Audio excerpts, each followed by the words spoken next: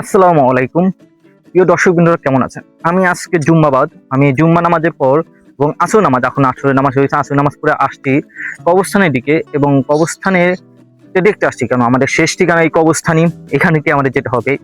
তা অবস্থান বলতে গেলে মানুষ আসে শেষ ঠিকানা এখানে যেতে হবে, এখানে আসা ভালো। এখানে অনেকেই চিরবিদায় বা চিরনির্যায় আছে। আমি পেয়ে গেছি আমাদের মাঝে একজন ছোট ভাইকে।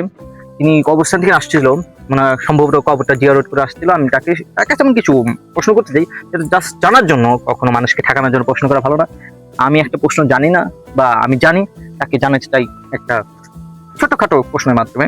তা আমি আপনার কাছে প্রশ্ন করতে চাই যে এই ভারত উপমহাদেশে বা যে উপমহাদেশে সর্বপ্রথম কে ইসলাম প্রচার করে? সপ্তম হিজরিতে হযরত উমর রাদিয়াল্লাহু আনহুর সময় শাসনকালে কিছু আলেম দরবেশ এই মধ্যে আসছিল। কিছু ভারতে, কিছু মানে ভারত বলতে ওই সময় তো পুরোটা ভারত ছিল। মানে কিছু এই অঞ্চলে, বাংলা অঞ্চলে, কিছু আসাম অঞ্চলে, কিছু পাকিস্তান, এসব অঞ্চলে ছিল আর কি। আচ্ছা, এরপরে এটা তো মানে শাসন হিসেবে এরকম না, দাওয়াত দিতে আসছিল। এরপরে আমরা যে ইতিহাস খ্যাত একজন বীর যোদ্ধা, নাম হচ্ছে মোহাম্মদ বিন কাসিম, সেই সর্বপ্রথম সিন্ধু হচ্ছে ভারতের পশ্চিম অঞ্চল, মানে আমাদের বাংলাদেশ সহনী সেই অঞ্চলটা আর কি সর্বপ্রথম এসে এরা ইসলামের আলো ছড়িয়ে দিয়ে যায়। এরপরে সুলতান মাহমুদ গজনবী, আরো কিছু যেরকম মুঘল সম্রাট, এরপরে সুলতান মোহাম্মদ ঘুরি, এদের মতো বড় বড় বীর যোদ্ধা এসে আমাদের এই উপমহাদেশ ইসলাম প্রতিষ্ঠা করে যায়। জাযাকাল্লাহ, অনেকখানি তথ্য পেলাম। আমি ভাবতেই পারিনি যে এত তথ্য পাবো।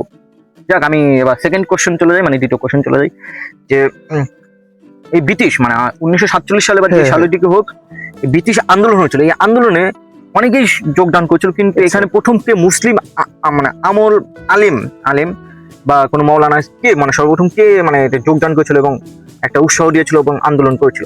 আচ্ছা, ব্রিটিশরা আমাদের উপমহাদেশে আসছিল হচ্ছে পর্তুগিজদের পরে।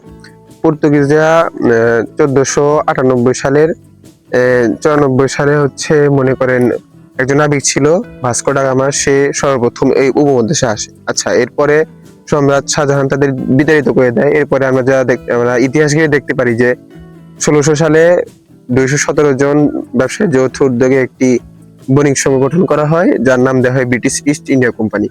আচ্ছা, তারা প্রথমে এসেছিল ব্যবসায়ীর রূপে, কিন্তু পরবর্তী তারা শোষণ করে। শাসনের এক জিনিস, শোষণের এক জিনিস। তারা শোষণ করতে শুরু করে আমাদেরকে। এরপরে আমাদের মুসলমানগণ এগুলো শুরু করে, কিন্তু এই আন্দোলনের যেটা পুরোধা, সে ছিলেন শাহ অলিউল্লাহ মুহাদ্দিস দেহলভী রহমতুল্লাহ আলাইহি। এই বা মাশাআল্লাহ, অনেকখানি তথ্য পেলাম।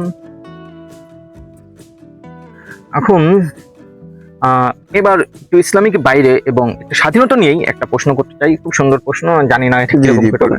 প্রশ্নটি হলো যে সিপাহী বিদ্রোহ হয়েছিল, সিপাহী বিদ্রোহের পিছনে কারা কারা উদ্যোগ গ্রহণ করেছিল এবং কারা কারা অংশগ্রহণ করেছিল এবং যারা ভূমিকা পালন করে এরকম কিছু? হ্যাঁ, আচ্ছা, এই সিপাহী বিপ্লব এটা হচ্ছে ওই ব্রিটিশ বিরোধী আন্দোলনের একটা অংশ আর কি। এটা শুরু করেছিলেন হচ্ছে, এটা ভূমিকা পালন করেন ওই সময় যে ওলামা ইকরাম ছিলেন উপমহাদেশে, তারা আর কি সংগ্রামী ওলামা ইকরাম বলা হয়, তারাই সর্বপ্রথম শুরু করেছিলেন এগুলো। এরা ভূমিকা পালন করেন তারা। বাহ, মাশাআল্লাহ, জাযাকাল্লাহ, ভালো উত্তর। আচ্ছা, এবার সরাসরি ইসলামিক একটা প্রশ্ন চলে যাব। রেশমি রুমাল আন্দোলন এটা কারা শুরু করেছিল এবং কারা নেতৃত্ব প্রদান করেছিল, এটা না জানতে চাইতেছি। দারুল উলুম দেওবন্দের ছাত্র আল্লামা মাহমুদুল হাসান। প্রথম শুরু করলে ভালো হয়। দারুল উলুম দেওবন্দ উপমহাদেশে একটি প্রসিদ্ধ মাদ্রাসা, এটা একটা রাজনৈতিক বিষয় বা মাদ্রাসাও। সে তার একজন ছাত্র মৌলানা মাহমুদুল হাসান, সে সর্বপ্রথম এই রেশমি রুমাল আন্দোলন, এরা কি ভূমিকা ছিল, এরা কি ছিল যে তুর্কি বাহিনীকে গোপনে ভারতে ঢুকিয়ে ব্রিটিশদের বিরুদ্ধে আর কি করা আর কি, ব্রিটিশদের আক্রমণ করা, যাতে ব্রিটিশরা এই উপমহাদেশে চলে যায়, এরকম কিছু আর কি। আর এর মাধ্যমে আর কি এরা এই রেশমি রুমাল আন্দোলন নামে পুরা পৃথিবীতে ইতিহাস হয়ে আছে এখন। এটার কারণে মাহমুদুল হাসানকে মাল্টায় নির্বাসন দেওয়া হয়। বাহ, সুন্দর, আল্লাহ, ভালো উত্তর পেয়েছি। চেষ্টা করবো আরো কিছু শিখতে, এবং আমি সত্যি অনেক কিছু জানতাম না, খালি আমি প্রশ্ন কিছু করতাম, প্রশ্নের কিছু উত্তর জানতাম, কিন্তু প্রশ্নের পাশাপাশি আমি আরো অনেক উত্তর জানতে পেরেছি ছোট ভাইয়ের কাছ থেকে। দেখা হবে অন্য কোনো ভিডিওতে, অন্য কোনো ব্লগে এবং অন্য কোনো বিষয় নিয়ে। ঠিক আছে, ধন্যবাদ। আসসালাম।